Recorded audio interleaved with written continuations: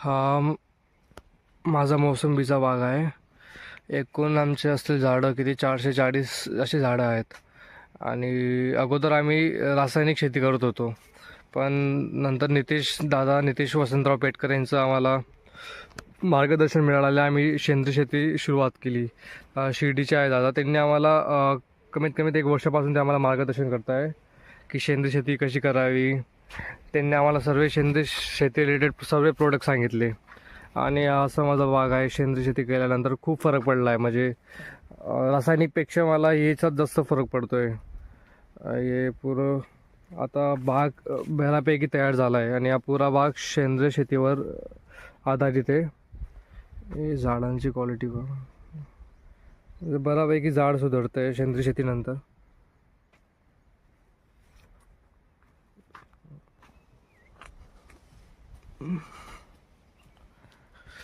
आणि सेंद्रिय शेती रिलेटेड सर्व प्रोडक्ट्स आम्हाला ते डॉक्टर किशनचंद्र गाजावाद यांचे सर्व प्रोडक्ट्स आम्ही जे ओरिजिनल प्रोडक्ट्स आहे शेतीसाठी, तर आम्ही ते सर्व प्रोडक्ट्स वापरलेले आहेत.